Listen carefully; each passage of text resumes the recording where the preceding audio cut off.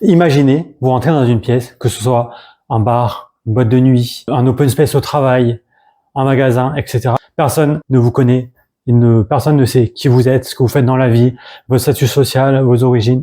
Et souvent, ces personnes vont vous demander qui vous êtes. Mais pour beaucoup d'entre nous, cette question est un malaise. Pourquoi? Parce que notre identité est souvent rattachée à notre travail. On répond souvent par la fonction « je m'appelle », et ensuite on dit « je suis architecte »,« je suis étudiant »,« je suis au chômage »,« je suis », et souvent, même la quasi-totalité du temps, on se présente par notre métier. Salut, c'est César, on se retrouve aujourd'hui pour parler de redéfinir sa vie au-delà du monde du travail, une vérité bien ignorée. Cette vidéo est le fruit d'une réflexion personnelle sur comment se présenter aux autres, comment on est perçu vis-à-vis des autres. Quand on se présente pour la première fois à quelqu'un, comment on se présente, quelle est l'influence de ce qu'on dit par rapport à ce que la personne peut percevoir, entendre, etc. Il y a souvent des a priori, on juge à chaque fois, etc. Donc c'est vraiment... J'ai essayé de résumer toutes mes recherches, mes interactions, en discutant avec les gens à travers cette vidéo. Elle sera développée en plusieurs parties et j'espère que ça sera assez clair, assez concis pour que vous puissiez suivre le cheminement. Ça n'engage que moi. Si vous avez des commentaires positifs ou constructifs, mettez-les en commentaire et dites pas c'est de la merde ce que tu fais ou autre. Parce que franchement après si j'ai pas de recul je peux pas le savoir. Voilà. Merci pour c'était la petite introduction, donc je vais reprendre le sujet. Donc au quotidien, on porte tous des masques, que ce soit dans son patron, dans sa famille, avec les amis, etc. On agit différemment, c'est tout à fait normal. Après, je vais pas dire que je suis quelqu'un de très grossier au quotidien, mais voilà, je me paraîtrai pas dans certaines situations de famille ou trucs d'être hyper grossier, alors que des fois ça m'arrive entre potes, j'agis des dingueries et tout. Alors que bon, faut connaître son auditoire, donc son public, j'allais dire. Non, faut savoir ce qu'on a à dire, comment le dire et à qui le dire. Voilà, globalement, c'est les choses à savoir de la bienséance de la vie. On va pas sortir des jurons quand on parle à son patron, par exemple, quand on négocie une augmentation ou avec ses grands-parents. Donc, pour revenir à ce que je disais, on porte tous plus ou moins des masques qu'on adapte en fonction des situations. Et comme disait le psychiatre suisse Carl Jung, fondateur de la psychologie analytique, lui parlait de personas, entre guillemets. Ces masques que nous prenons tous pour interagir avec le monde. Et donc ces masques, je vais vous en donner quelques exemples. Par exemple, pour un chef d'entreprise, le masque, c'est d'être un leader charismatique. Par exemple, pour un artisan, ce serait le travail acharné au quotidien. Montrer ce qu'il fait coûte cher, qu'il a passé du temps, et c'est le principe de l'artisanat. Par exemple, pour un freelance, ce serait d'être l'entrepreneur accompli, le solopreneur accompli, indépendant, accompli, droit dans ses bottes, qui voyage à travers le monde, qui fait bref, vous mettez la définition que vous voulez derrière. Et maintenant, on arrive à que se passe-t-il lorsque le masque tombe. Donc, pour la petite histoire, il y a quelques années, j'étais en voyage à l'étranger, je dormais dans une auberge de jeunesse et j'ai rencontré une RH 42 ou 43 ans à l'époque, je me rappelle plus ou moins. Et donc oui, elle avait 42-43 ans, elle avait quitté son travail à cause d'un burn-out, elle était partie vivre. Elle essayait de s'intégrer, de découvrir le monde, vivre à l'étranger et comprendre justement parce qu'elle avait passé je sais pas combien d'années de sa vie à faire toujours la même chose, elle avait pas voyagé, elle s'était vraiment investie dans son travail, elle était tellement appliquée qu'elle prenait les choses vraiment personnellement, et donc elle a fait un burn-out, et donc on s'est rencontrés par hasard en auberge de jeunesse, et donc on a parlé de ça, et donc toute la conversation était vraiment fixée sur ce qu'elle faisait avant. Donc elle me parlait de son ascension. Au début, elle a commencé, elle avait je sais plus quoi, puis après elle a augmenté jusqu'à être même DRH. Elle me parlait de ses réunions, elle me parlait de ses collègues, de pourquoi ça allait pas dans l'entreprise, alors qu'elle avait tout quitté. Elle continuait à me parler de ça, alors que elle se définissait vraiment par rapport à son travail. Bon après, parce que ça fait des années, je pourrais plus vous redire tout ce qu'elle m'a dit exactement, mais ce qui serait intéressant, c'est de dire pourquoi a-t-elle choisi de découvrir ce pays, qu'est-ce qu'elle aime faire au quotidien, des trucs plutôt basiques, et pas forcément lié à son travail de DRH. Et j'ai remarqué, enfin, en rencontrant les gens autour de moi, etc., les gens veulent vraiment savoir ce que tu fais dans la vie. Ouais, tu fais quoi dans la vie? Genre, quel est ton poste? Et justement, cette notion du fait de se dire qu'on est défini par rapport à notre travail, c'est justement ce qui fait le lien avec ma deuxième partie, qui est quand vraiment votre travail devient votre identité. Et donc là, je vais vous parler du sociologue canadien Irving Goffman, désolé pour la prononciation, spécialiste de la présentation de soi, qui lui a introduit le principe de role engulfment. Encore désolé pour la prononciation. My English is not that good. I hope you will understand. Et donc pour la traduction en français, c'est l'engloutissement du rôle. Cela décrit en fait comment une seule facette de notre vie peut définir toute notre identité. Toute notre identité est basée sur une de nos facettes de la vie. Dans la vie, voilà, je réfléchis, on a plusieurs facettes. C'est qui on est, d'où l'on vient, etc. Nos valeurs, ce qu'on aime, nos hobbies, etc. La lecture, les sports de glisse, nos fréquentations et le travail qui nous définit également. Mais le travail n'est pas tout, c'est juste une facette de notre vie. Pour beaucoup et même la majorité des gens, le travail, c'est alimentaire, ça permet de vivre, payer un loyer, etc.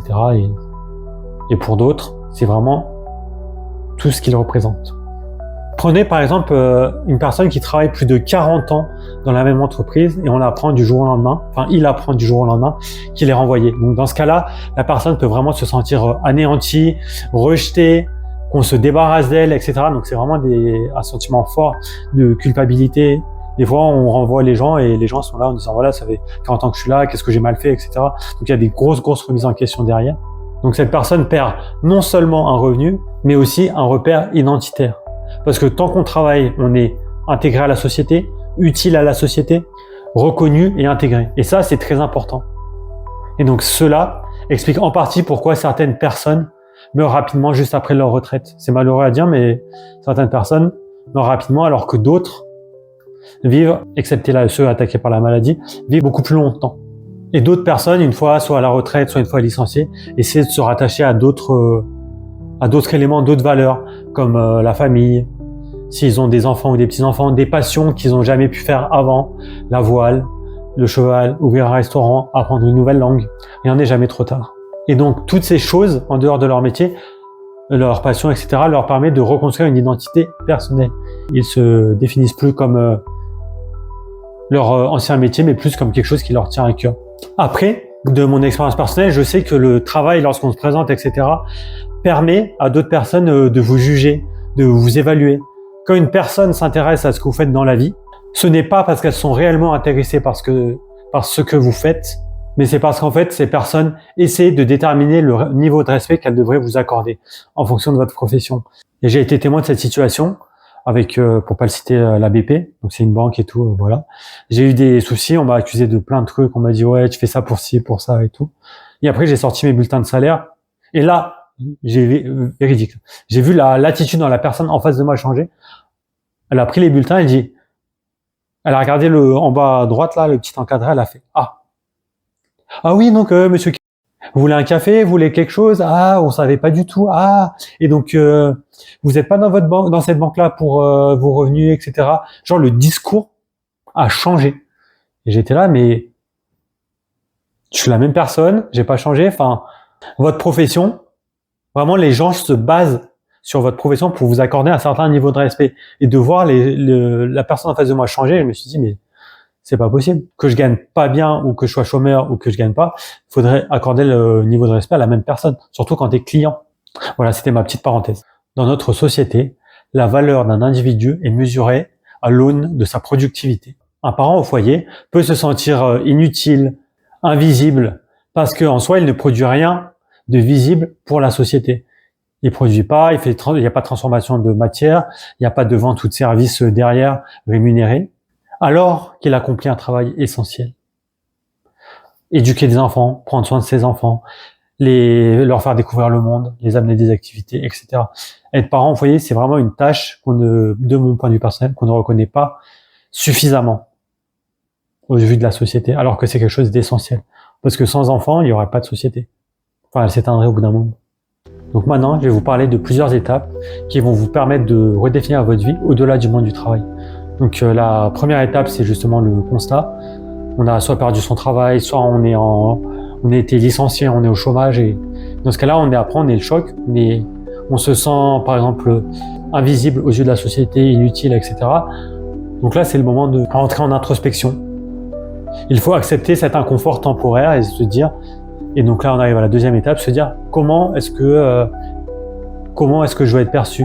C'est le moment de se rattacher à ce qui nous anime vraiment au quotidien.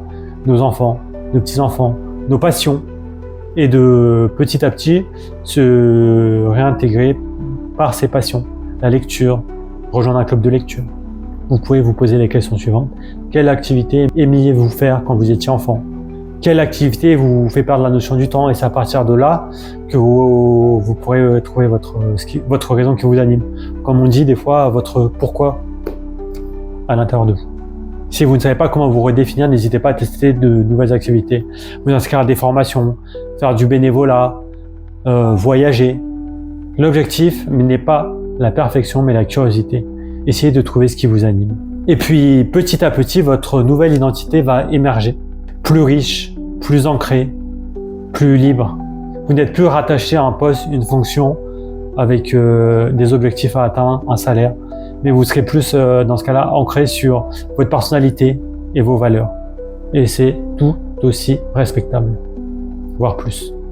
Pour conclure, je dirais que votre emploi n'est pas votre essence intérieure. Vous êtes bien plus que votre fonction. Prenez le temps de vous interroger, de vous questionner, de vous réinventer, car au fond, vous êtes une histoire en devenir. Et il est temps de l'écrire.